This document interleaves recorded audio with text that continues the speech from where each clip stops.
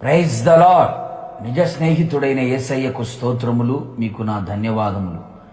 ఈ దినపు యేసయ్య జీవపు మాట.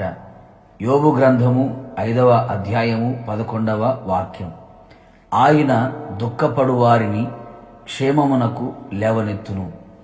యేసయ్యను ప్రేమించు వారలారా, మనం ఆరాధిస్తున్న యేసునాథుడు మనలను లేవనెత్తే దేవుడు, క్షేమమును విస్తరింప చేయగలవాడు. ప్రస్తుతపు దినములలో మానవాళిని వెంటాడుతున్న పరిస్థితులు దుఃఖములోనికి తీసుకుని వెళుతున్నాయి. కొంచెమైనను క్షేమము లేని పరిస్థితులు. దినమెల్లా దుఃఖాక్రాంతులై సంచరించుచున్నారు. బ్రతుకు దినములన్నీ దుఃఖముతో వెళ్లబుచ్చుచున్నారు. శ్రమయు దుఃఖము కలుగుచుండగా కన్నీళ్లే అన్నపానములుగా మార్చబడిన అనుభవములతో నడిపించబడుచున్నారు. పైకి నవ్వుచుండిన హృదయములో దుఃఖముతో నిండి ఉన్నారు. లోకము దుఃఖము చేత క్షీణించిపోవచ్చున్నది. దుఃఖము చేత ఆత్మీయంగా, శారీరకంగా, మానసికంగా కృంగిపోవచ్చున్నారు. మనిషి కారుస్తున్న ప్రతి కన్నీటి బొట్టుకు కారణం లేకపోలేదు.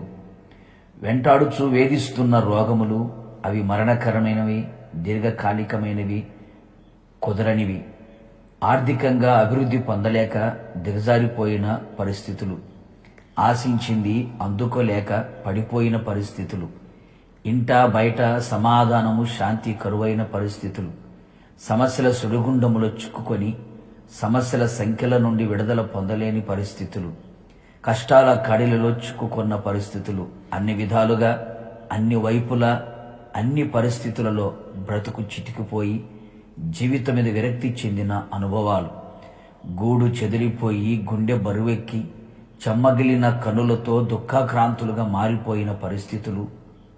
కృంగిపోకు నేస్తమా, నా యేసయ్య నీ మీద జాలి పూనుకొనినవాడు.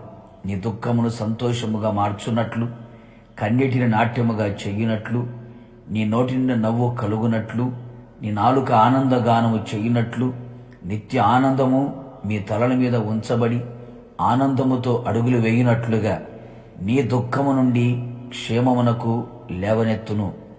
విశ్వసించు, ప్రార్థించు, వాగ్దానములతో ముందుకు సాగిపోము. ప్రార్థన. నిత్య ఆదరణ కలిగించు నా యేసయ్య, మీకు స్తోత్రములు. మీ ప్రజల దుఃఖమును చూచి ఉన్నారు.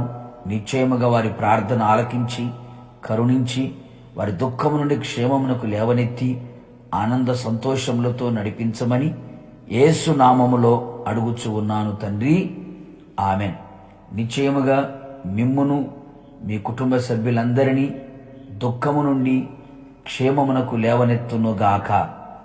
God bless you.